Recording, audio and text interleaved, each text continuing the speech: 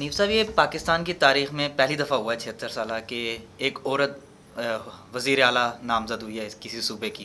تو بہت سے حلقہ احباب میں اس پر تنقید بھی کی جا رہی ہے کہ عورت کی حکمرانی ہے. تو آپ کیا کہتے ہیں اس حوالے سے؟ تو یہ تاریخ میں پہلی بار صوبے کی وزیر اعلیٰ بنی ہے. یہ تو پرائم منسٹر بھی رہی ہیں خاتون. تو خاتون کی حکمرانی بطور پرائم منسٹر بھی رہی ہے پاکستان میں.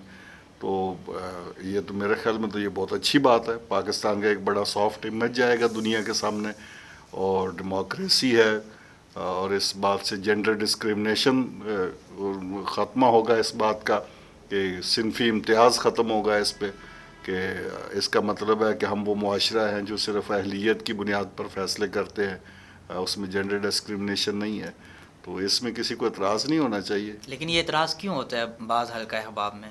پتہ نہیں، یہ تو کوئی لوگ ہیں جو حالانکہ عورتوں سے پہلے بھی عورت جب وزیر اعظم بنی بے نظیر صاحبہ تب بھی تنقید ہوئی. اب مریم نواز صاحبہ آئی ہیں اقتدار میں تو ان پر بھی تنقید ہوئی ہے. یہ بے شعوری سمجھتے ہیں کیا ہے یہ عوام؟ یہ میرا خیال ہے کہ اپنی ہی لا علمی ہے، کہہ لیں کم ظرفی ہے، اور ایک خوف ہے اپنے آپ کا نا، کمپلیکس ہے ایک اپنے اندر، جس میں ہر چیز پہ ایک ڈومینیشن ہم چاہتے ہیں. میں ڈومینیشن تو چاہتا ہوں لیکن میرے اندر وہ کوالٹیز نہیں ہے. اس لیے میں ڈرتا ہوں کہ میری بیوی کہیں میری کوالٹیز میں مجھ سے آگے نہ نکل جائے. اور وہ اس لیے یہ اندر کا خوف ہے ایک، اور تو کچھ نہیں. نہ اس پہ کوئی مذہب کوئی رکاوٹ ہے، نہ دین میں کوئی ایسا حکم ہے، نہ اللہ کے رسول کا کوئی ایسا فرمان ہے، نہ جمہوریت. بلکہ جمہوریت اور تو یہ تو ایسی جمہوریت باتوں میں کا تو کوئی بھی آ خاتمہ سکتا ہے. چاہتے ہیں. اس میں تو اچھا، کچھ بھی ہو سکتا ہے، اور میں تو اس کو اپریشیٹ کرتا ہوں کہ ایک اچھا فیصلہ ہے. مریم نواز نے اسپیچ کی ہے وزیر اعلیٰ بننے کے بعد، اور ماشاءاللہ کافی لمبی اسپیچ کی اور بہت پازیٹیو کی ہے، جس میں انہوں نے کافی پیکیجز کا اعلان کیا ہے غریبوں کے لیے، اور 60,000 سے جن کی کم تنخواہ ہے ان کو مستحقین میں شمار کیا ہے. اس کے علاوہ رمضان المبارک اپنے بھی علاوہ اس نے سب کو مستحقین میں ہی شمار تو کیا. ایسے ہی، کیونکہ ہمارے ہاں تو انکم تو بہت کم ہے.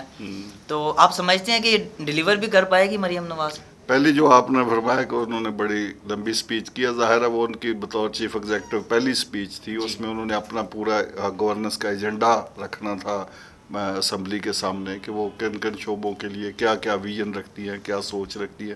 تو ظاہر ہے اس حوالے سے یہ ایک مناسب ڈیوریشن کی تقریر تھی. باقی جو انہوں نے وعدے کیے ہیں اور جو کچھ انہوں نے کہا ہے کہ یہ کریں گے، جس میں رمضان پیکج کا آپ ذکر کر رہے ہیں، خواتین کے لیے کافی مراعات، ینگ جنریشن کے لیے کافی چیزیں ڈسکس کی ہے.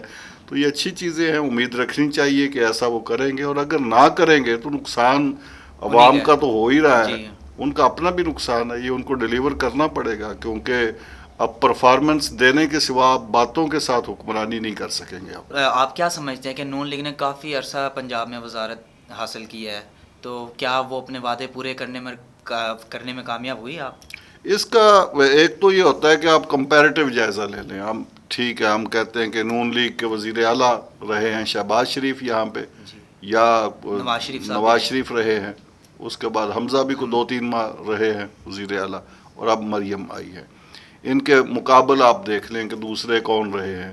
چودھری پرویز الہی رہے ہیں، اس کے بعد عثمان بزدار رہے ہیں، اور میرا خیال یہ قریب کے ادوار میں یہی وزرائے اعلیٰ، یہ محسن نقوی صاحب جی. نگران وزیر اعلیٰ رہے. تو آپ کمپیریٹیو جب جائزہ لیں گے تو میرا خیال ہے کہ شریف فیملی کے جو وزرائے اعلیٰ تھے ان کی پرفارمنس اگر دوسروں سے بہت بہتر نہیں تھی تو دوسروں سے کم بھی نہیں تھی. اور میرا خیال ہے کہ اگر ان کا صرف اور صرف کو کمپیریزن بنتا ہے تو وہ چودھری پرویز الہی کے ساتھ یا محسن نقوی کے ساتھ بنتا ہے. عثمان بزدار صاحب کے ساتھ تو بنتا ہی نہیں کمپیریزن، وہ ان کے ساتھ تو ان کا کوئی میچ ہی نہیں ہے. تو ان دونوں کے مقابلے میں نقوی صاحب کے اور اپنا چودھری پرویز الہی کے مقابل اگر ان کی شہباز شریف کی پرفارمنس کو ہم رکھیں تو میرا خیال ہے کہ یہ دونوں کی پرفارمنس ہی بڑی اچھی ہے. دونوں کو اچھے نمبر دینے پڑتے ہیں. تو اب جا کے یہ اور اچھی پرفارمنس دیں گے تو پھر ہی، جیسا کہ وہ مریم نے بھی کہا کہ ان کا مقابلہ شہباز شریف کی پرفارمنس سے ہے. تو شہباز شریف کی پرفارمنس سے مقابلہ کرنے کا مقصد یہی ہے نا کہ جو جس سپیڈ سے، جس لگن سے، اور جس ڈیڈیکیشن کے ساتھ اور جس مستعدی کے ساتھ انہوں نے کام کیا، اس سے آگے بڑھ کے ان کو کام کرنا پڑے گا. تو پھر ہی یہ کہیں تاریخ میں زندہ رہ پائیں گے. ادروائز تو وہ لوگ ان کو عثمان بزدار کے ساتھ کمپیریزن کرنا نہ شروع کر دے، خدا نخواستہ. بہت شکریہ سر.